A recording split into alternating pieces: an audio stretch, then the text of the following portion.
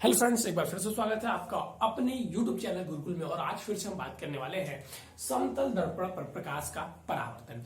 इस चैप्टर का ये लास्ट वीडियो है। हमारे यहाँ से 10 से 15 मिनट का ये वीडियो है। कुछ छोटे छोटे टॉपिक्स है जो मैं आपको यहाँ पर बताने वाला हूँ। तो चलिए, अभी तक देखिए हमने क्या क्या पढ़ लिया। जान लीजिए, प्रकाश के बारे में पढ़ लिया है, परावर्तन के बारे में पढ़ लिया है, और मोस्ट इंपॉर्टेंट इस चैप्टर का परावर्तन के नियम के बारे में भी पढ़ लिया है। तो इतनी सारी चीजें हमारी समाप्त हो चुकी हैं और आज के लेक्चर के साथ हमारा ये पहला चैप्टर फिजिक्स का भी, यानी कि भौतिक विज्ञान का समाप्त हो जाएगा। तो देखिए, चीजें समाप्त होती जा रही हैं, चीजें समाप्त होती जा रही है, खत्म होती जा रही हैं। चीजों को आप समेटते रहिएगा, रिवाइज करते रहिएगा। बीच बीच में हम भी आपका रिवीजन लेते रहेंगे, क्योंकि पढ़ना बड़ी बात नहीं होती, उसको रिवाइज करके याद रखना और उसको समझना ही बड़ी बात है। हम इसीलिए आपको इस प्रकार समझाते हैं, इस प्रकार पढ़ाते हैं। अब कुछ बच्चे कहते हैं सर हम थर्ड चैप्टर पे आ गए। भाई थर्ड चैप्टर पे जाके क्या करोगे? पूरा साल पढ़ने के लिए मिला हुआ है, उसी को अच्छे से पढ़ो, अच्छे से पढ़ते जाओ। मैं खुद कहता हूँ नवंबर में आपका कोर्स खत्म हो जाएगा। तो चलिए, अब हम टाइम वेस्ट नहीं करते, जल्दी से हम थोड़ा स्टार्ट करते हैं। तो आज का हमारा पहला टॉपिक क्या होगा? आज का आपका पहला टॉपिक होगा प्रकाश की उत्क्रमणीयता। ये क्या हो गया सर? ये मैं कल ही बताना चाह रहा था।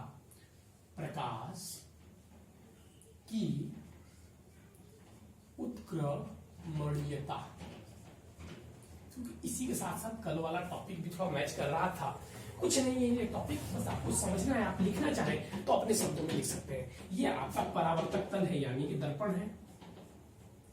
फिगर बनाना पड़ेगा, इसीलिए मैंने बोला था ना कल मैं बताना चाहता, क्योंकि कल फिगर बना हुआ तो उसी के साथ बता देता। ये आपका प्रकाश, ये देखिए दर्पण है आपका, समझ लीजिए परावर्तक तल। और ये है आपका क्या? ये है आपका आपतित किरण। क्या है? आपतित किरण।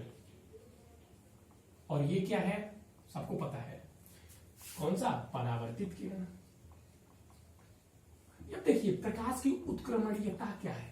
यदि किसी परावर्तन में, यदि किसी प्रकाश के हो रहे परावर्तन में, ध्यान समझिएगा, ये पेपर में लिखने के लिए नहीं, लेकिन आपसे पूछ सकता है ऑब्जेक्टिव में, या आपको जानना जरूरी है, बस जानना जरूरी है, पूछता उछता नहीं है। ये क्या है हमारा? आपतित किरण और ये परावर्तित किरण। तो प्रकाश की उत्क्रमणीयता वही होती है कि यदि हम यहां से प्रकाश जो आपतित करवा रहे हैं, वो अगर यहां से आपतित करवा दे, अगर वो यहां से आपतित करवा दे तो वो और कहीं नहीं जाएगी, वो यहीं जाएगी। यानी कि अगर इसको हम आपतित किरण बना देते हैं तो ये परावर्तित किरण बनेगी। अगर इस बिंदु पर ही प्रकाश हम आपतित करेंगे तो परावर्तक बिंदु यही होगा, और अगर इस बिंदु से भी करेंगे तो वही होगा। इसे कहते हैं प्रकाश की उत्क्रमणीयता। बस आपको समझना जरूरी था, इसमें डीप जाने की कोई आवश्यकता नहीं है। मतलब इसको अगर हम परावर्तक, अगर इसको परावर्तित किरण बनाना चाहते हैं तो इस किरण को क्या बनाना पड़ेगा? आपतित किरण। बस यही जानना था। और इस किरण को अगर परावर्तित किरण बनाना चाहते हैं तो इसको क्या बनाना होगा? आपतित किरण। और इसी को क्या बोलते हैं? इसको प्रकाश की उत्क्रमणीयता बोलते हैं। अब कुछ बच्चे बोलेंगे सर कैसे इसको लिखेंगे? लिख लीजिए, प्रकाश के परावर्तन की घटना में यदि परावर्तित किरण को आपतित किरण का मान लिया जाए तो आपतित किरण परावर्तित किरण की भांति व्यवहार करेगी। ठीक है, और इसी को क्या कहते हैं? इसी को प्रकाश की उत्क्रमणीयता कहते हैं। समझ गए होंगे आप? बहुत छोटी सी टॉपिक थी, इसको अपने शब्द में लिखना। ये आता नहीं, बस समझना था। कोई बच्चे बोलेंगे लिखवाने के लिए, इसलिए मैंने लिखवा दिया। अच्छा, अब हमने पढ़ लिया प्रकाश की उत्क्रमणीयता। अब देखिए, यहां पर हम टॉपिक चेंज करेंगे। यहां पर हम क्या लेके आएंगे? यहां पर हम लेके आएंगे दर्पण के बारे में। ये दर्पण क्या होता है?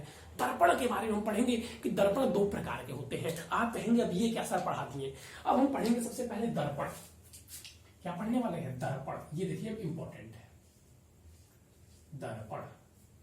अब दर्पण क्या होता है? दर्पण शीशे का वह एक दर्पण एक प्रकार का वह एक शीशा होता है जिसके पीछे क्या होता है? पॉलिश होता है, उसी को दर्पण बोलते हैं। अब शुद्ध हिंदी में बोलेंगे भाई, कैसे बोलेंगे?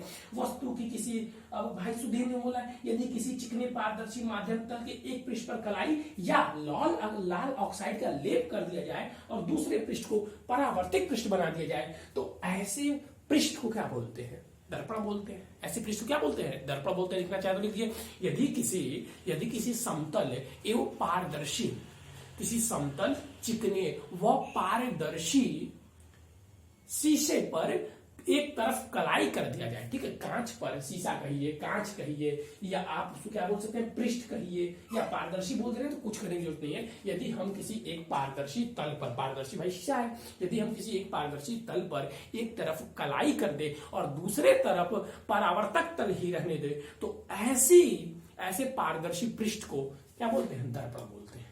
ऐसे पारदर्शी पृष्ठ क्या बोलते हैं, दर्पण बोलते हैं। ये ज्यादा इंपॉर्टेंट नहीं है। इंपॉर्टेंट, अच्छा एक बात, हाँ यहाँ पे इसमें क्या इंपॉर्टेंट है वो लिख लीजिएगा भाई, लाल से बना दे रहा हूं। दर्पण के पीछे पारदर्शी पारदर्शी पारदर्शी जो पृष्ठ पारदर्शी पृष्ठ के पीछे जो हम कलई करते हैं, जो हम कलई करते हैं उस वो क्या होता है, वो जो हम कलई करते हैं वो लाल सिंदूर या क्या बोला मैंने, उसको लाल सिंदूर भी उसको बोलते हैं, वो हिंदी शब्द में उसको क्या बोलते हैं, लाल सिंदूर। और अगर बोलेंगे तो लाल ऑक्साइड का लेप करते हैं, ठीक है, लाल सिंदूर बोलते हैं, वो लाल सिंदूर। और केमिस्ट्री की लैंग्वेज में लाल ऑक्साइड, ये इंपॉर्टेंट है, वो लाल ऑक्साइड होता है। ये आपको जानना जब तक वो क्या होता है, लाल सिंदूर या लाल ऑक्साइड होता है। अब मेन इंपॉर्टेंट पॉइंट आपको क्या पढ़ना है, मेन इंपॉर्टेंट पॉइंट आपको पढ़ना है दर्पण ही। लेकिन अब दर्पण दो प्रकार के होते हैं। दर्पण कितने प्रकार के होते हैं, दो प्रकार के। पहला समतल दर्पण और दूसरा गोलीय दर्पण। क्या लिखा मैंने सर आपने लिखा कि दर्पण जो होते हैं वो दो प्रकार के होते हैं। पहला होता है समतल दर्पण और दूसरा होता है गोलीय दर्पण। अब देखिए, अब ये जो गोलीय दर्पण होता है ये दो प्रकार का होता है। ये गोलीय दर्पण क्या होता है, दो प्रकार का होता है। पहला अवतल दर्पण और दूसरा उत्तल दर्पण।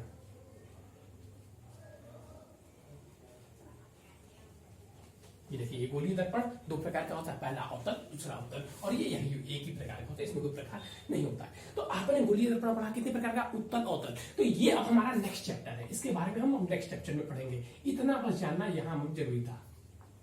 नेक्स्ट चैप्टर में हम पूरा गोलीय दर्पण ही पढ़ने वाले हैं, अवतल उत्तल अवतल उत्तल। लेकिन यहाँ पर अभी हमें क्या पढ़ना है, ये पढ़ना है बस। हमें यहाँ पे ये पढ़ना था कि दर्पण कितने प्रकार के होते हैं, दो प्रकार के। अब ये जो गोलीय दर्पण होता है ये भी दो प्रकार का होता है। अब इसको विस्तार से हम सेकंड चैप्टर में पढ़ेंगे। यहाँ पे हमें पढ़ना है समतल दर्पण, क्योंकि आप चैप्टर का भी नाम देख सकते हैं। तो चलिए हम हेडिंग डाल देंगे समतल दर्पण।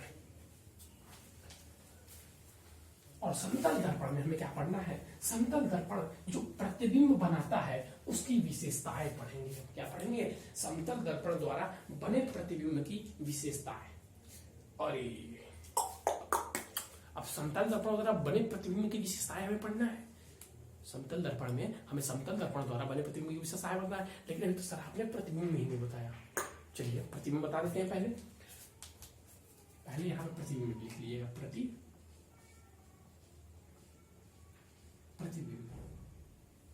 यहां पे लिखिए प्रतिबिंब क्या होते हैं, प्रतिबिंब क्या होते हैं। तो प्रतिबिंब में सबसे पहले जान लीजिए कि प्रतिबिंब दो प्रकार के होते हैं।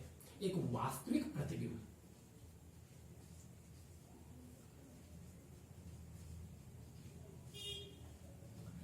और एक आभासी प्रतिबिंब।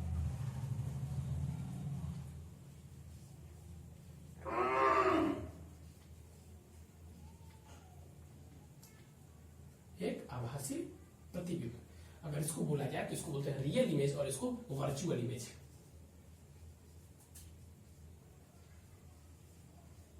और इसको वर्चुअल इमेज, ठीक है, इसको क्या बोलते हैं, वर्चुअल इमेज। अब हम बात करेंगे बस प्रतिबिंब के बारे में और आपको ये दोनों समझा देंगे, दोनों आप इसी से लिख देंगे, ठीक है। तो प्रतिबिंब क्या होता है, प्रतिबिंब क्या होता है, प्रतिबिंब समझेंगे। मैंने क्या बताया था, जब किसी वस्तु से चलने वाली प्रकाश किरण हमारे आंखों पड़ती है तो वो वस्तु हमें दिखाई देती है। तो ठीक वही होता है प्रतिबिंब का भी। देखिए प्रतिबिंब क्या होता है, मैं परिभाषा लिखता हूं। जब किसी वस्तु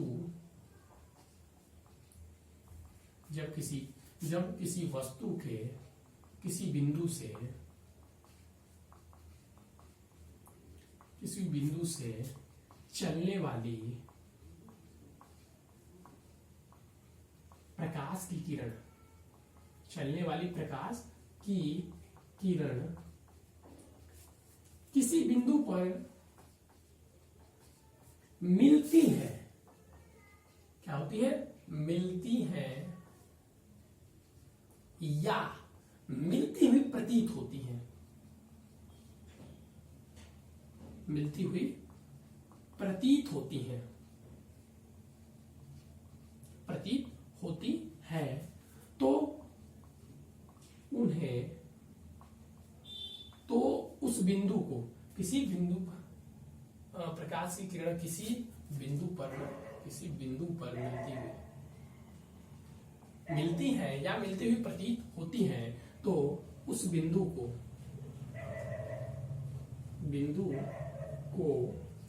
उस वस्तु का प्रतिबिंब कहते हैं, प्रतिबिंब कहते हैं।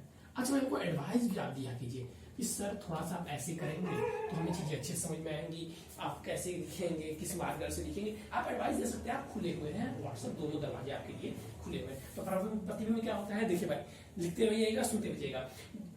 जब किसी वस्तु के किसी बिंदु से चलने वाली प्रकाश की किरण परावर्तन या अपवर्तन के पश्चात जिस बिंदु पर मिलती है या मिलती हुई प्रतीत होती है, उस बिंदु को क्या कहते हैं, प्रतिबिंब कहते हैं। अच्छा, एक चीज हमें छोड़िए, जब किसी हटाते हैं, किसी बार वस्तु के किसी बिंदु से चलने वाली प्रकाश की किरण, अच्छा यहाँ पे अपवर्तन या परावर्तन या अपवर्तन छोड़ दिया, यहाँ पे हो जाएगा परावर्तन या अपवर्तन। कल मार्कर लेने जाना है, मतलब इन करके जाना है। अपवर्तन के पश्चात, इसको यहां से थोड़ा सा देखिए, यहां छूट गया है मेरा, ठीक है, आप ऐसे करके लिखेंगे, परावर्तन या अपवर्तन के पश्चात, परावर्तन या अपवर्तन के पश्चात जिस बिंदु पर मिलती है, किसी बहुत बार मैंने लिख दिया, जिस बिंदु पर मिलती है या मिलती हुई प्रतीत होती है, उस बिंदु को, उस वस्तु का क्या कहते हैं, प्रतिबिंब कहते हैं। अब सर आपने इसको तो बता दीजिए, समझिए, ये आया प्रकाश की किरण ऐसे, मान लीजिए इस आपके कैमरे से ऐसे प्रकाश की किरण आई, ये हमारा दर्पण था, और फिर जाकर यहाँ पे कटी, यहां से देखिए ये आई, ये लड़ी, और यहाँ पे ऐसे मान लीजिए है, तो यहाँ से लड़ने के बाद यहाँ पे जाकर कटी, तो ये बिंदु क्या हो जाएगी, इस कैमरे का प्रतिबिंब हो जाएगी। अब सर आपने बताया वास्तविक प्रतिबिंब भी दो प्रकार के होते हैं, एक वास्तविक प्रतिबिंब, एक आभासी प्रतिबिंब। तो दोनों में अंतर क्या है, तो भैया दोनों में अंतर यही है कि जिस बिंदु पर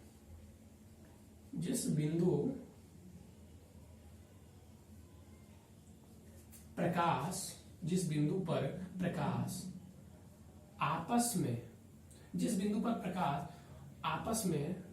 प्रकाश वास्तव में मिलते हैं, वास्तव में मिलते हैं, उस बिंदु को उसका वास्तविक प्रतिबिंब मिलते हैं। और आभासी प्रतिबिंब जहां प्रकाश किसी बिंदु पर, नीचे लिख देता हूं यहाँ पे थोड़ा सा आपके गरीब सर, जिस बिंदु पर प्रकाश मिलते हुए प्रतीत होती है, प्रकाश मिलती हुई प्रतीत होती है, जिस बिंदु पर प्रकाश क्या होता है, जिस बिंदु पर प्रकाश मिलती हुई प्रतीत होती है। चिंता मत करिए, आपका सपोर्ट रहेगा तो हमारे भी दिन एक दिन बदलेंगे। हमारे पास भी इस टूटे हुए ब्लैक बोर्ड की जगह एक क्या होगा, एक डिजिटल ब्लैक बोर्ड होगा। बस उसके लिए आपका सपोर्ट चाहिए, और ये आपको गंदी राइटिंग भी हमारी नहीं झेलनी पड़ेगी। ईश्वर करेंगे वो दिन क्या है, जल्दी आओ। वो दिन कैसे आ सकता है, जब आपका सपोर्ट रहेगा। तो अपना सपोर्ट बनाइए, और चीजें कैसी भी हो, ब्लैक बोर्ड कैसा भी हो, मार्कर कैसा भी हो, आज भी कंटेंट वही है, चीजें वही है, पढ़ाई वही आएंगी, और डिजिटल भी रहेगा तो पढ़ाई वही जाएंगी। फर्क इतना है, थोड़ी सी चीजें आपको क्लियरिटी और समझाने में आसानी होती है। चलिए देख लीजिएगा, मिलती हुई प्रतीत होती है। यहाँ पर भी हम पूरा मेहनत झोंक देंगे आपके सामने, कोई परिवर्तन नहीं रहेगा डिजिटल और उसमें। चलिए भाई देखिए, जल्दी समझ लीजिए, जिस बिंदु पर मिलती है वास्तव में, वो क्या हो गया। सर जी क्या बोले कर रहे हैं, सर जी बोले कि जिस बिंदु पर वास्तव में मिलती है वो क्या हो गया, वो हो गया हमारा वास्तविक प्रतिबिंब। और जिस बिंदु पर नहीं मिलती है, यानी कि मिलती हुई प्रतीत होती है, अब आगे आप पढ़ेंगे, आगे जब ये गोलीय दर्पण पढ़ेंगे जो मैंने बताया उसमें आप पढ़ेंगे, आगे आप इसका इमेज देखेंगे तो आपको चीजें अच्छे से क्लियर हो जाएंगी। वही बात है ना, वही बात है कि चीजें अगर आपको दिखाई जाए तो थोड़ी आसान हो जाती है। तो हम अगले चैप्टर में उसको अच्छे से देखेंगे। और जिस बिंदु पर प्रकाश मिलती हुई प्रतीत होती है वो आभासी, और जहां पर मिल जाती है वो वास्तविक। तो चलिए अब हम चलेंगे इसके लास्ट टॉपिक जो हम पढ़ने वाले हैं, समतल दर्पण। और ये समतल दर्पण इंपॉर्टेंट है भाई, एक ऑब्जेक्टिव क्वेश्चन इससे आ सकता है और 2 नंबर का लिखने के लिए भी आ सकता है। तो समझ सकते हैं इसके इंपॉर्टेंस को। 2 नंबर का लिखने के लिए भी आ सकता है और ऑब्जेक्टिव क्वेश्चन भी आ सकता है। यहाँ पर दोनों स्थितियां समान है, दोनों स्थितियां क्या है, समान है। तो समतल दर्पण,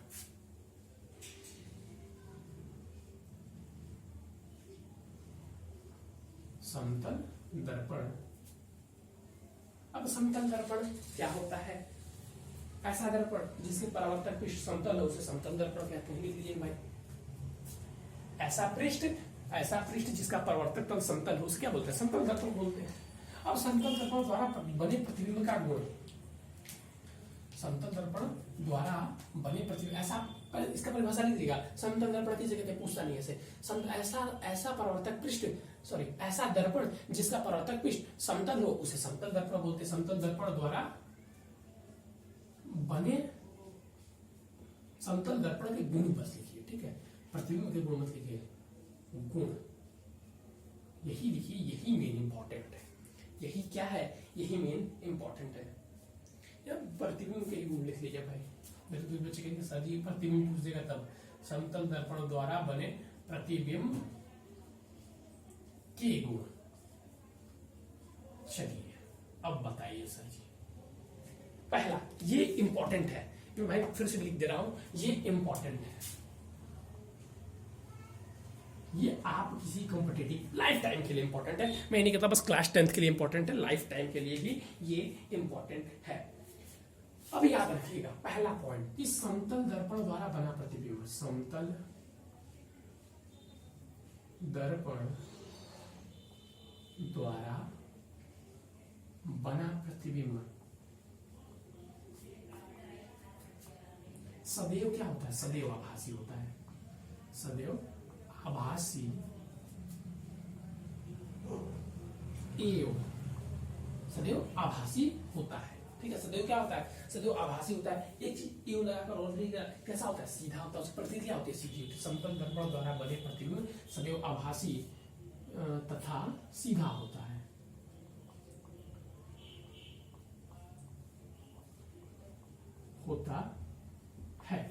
समतल दर्पण द्वारा बना प्रतिबिंब क्या होता है, सदैव आभासी एवं सीधा होता है, ठीक है। अब आकार, अब प्रतिबिंब के आकार की अगर बात करें तो समतल दर्पण द्वारा बना, ठीक है, समतल दर्पण द्वारा बना प्रतिबिंब सदैव वस्तु के आकार का होता है, वस्तु के आकार का होता है, ठीक है। फिर एक पॉइंट लिख सकते हैं कि समतल दर्पण द्वारा बना प्रतिबिंब वस्तु से, सॉरी दर्पण, प्रतिबिंब दर्पण से उतनी ही दूरी पर होता है, उतनी ही, एक इंपॉर्टेंट पॉइंट है, उतनी ही दूरी पर होता है जितना की वस्तु, मतलब जितनी दूर वस्तु रहेगी दर्पण से उसका प्रतिबिंब भी क्या रहेगा, उतना ही दूर रहेगा। किससे, दर्पण से उतना ही दूर रहेगा। किससे भैया, किससे उतना दूर रहेगा, दर्पण से, ठीक है। कितना दूर रहेगा, उतनी ही दूर जितना कि दर्पण से, ठीक है। चलिए अब एक और पॉइंट, अच्छा कुछ बच्चे पार्श्व उत्क्रमणता के बारे में बात कर रहे होंगे कि सर जो ए जेड दिखाई देता है तो आपको सीधा बनता है। अरे भाई उसको, जो आप ऐसे खड़े हो तो दर्पण में ये आपका दाएं हाथ उधर बायां दिखाई देता है, वो उससे पार्श्व उत्क्रमणता बोलते हैं। वो आप ऐसा नहीं ना, आपका चेहरा उल्टा हो जाता है, सीधा ही रहता है, ठीक है। तो उस पर हम किसी और दिन चर्चाएं करेंगे, वो यहाँ पे नहीं है, लेकिन चलिए आप कहेंगे तो थोड़ी सी चर्चाएं कर देंगे। ध्यान समझिए, वो अलग है। सीधा मतलब आप चेहरा देख रहे हैं तो आपका चेहरा सीधा ही दिखाई दे रहा है, पलट नहीं जा रहा है, उसको पार्श्व उत्क्रमणता बोलते हैं, ठीक है। जो अक्षर उल्टा दिखाई देते हैं वो अलग चीज है, ठीक है। तो इसका प्रतिबिंब सदैव सीधा ही दिखाई देता है, पार्श्व उत्क्रमणता के बारे में बात हम कर लेंगे, ठीक ठीक है। और चौथा और लास्ट इंपॉर्टेंट पॉइंट ये क्या है सर? चौथा और लास्ट इंपॉर्टेंट पॉइंट ये है कि यदि इंपॉर्टेंट है, इसको ब्लैक से लिखना पड़ेगा कि यदि h ऊंचाई, समतल दर्पण में यदि h ऊंचाई की वस्तु का प्रतिबिंब हमें पूरा देखना हो, प्रतिबिंब पूरा देखना हो,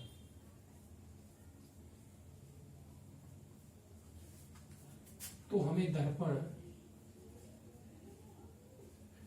दर्पण h/2 ऊंचाई की आवश्यकता होगी। तो हमें h/2 ऊंचाई के दर्पण की आवश्यकता होगी।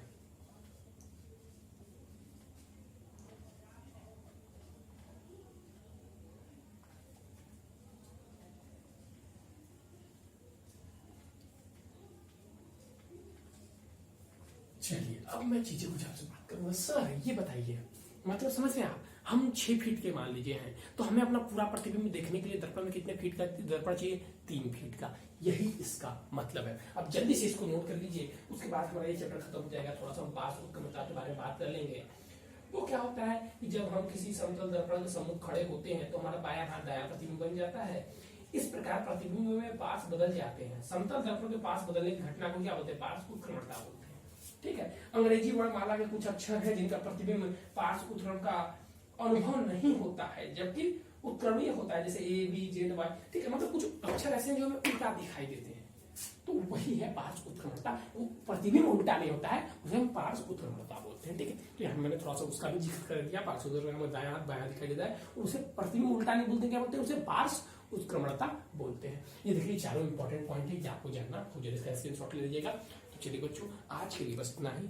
ये चैप्टर हमारा समाप्त हो गया। इसके इंपॉर्टेंट क्वेश्चन आपको कहाँ मिल जाएंगे? आपको मिल जाएंगे आपको व्हाट्सएप में, उसको सॉल्व कीजिएगा, तब नेक्स्ट चैप्टर पे आइएगा। Thank you, have a nice day बच्चों।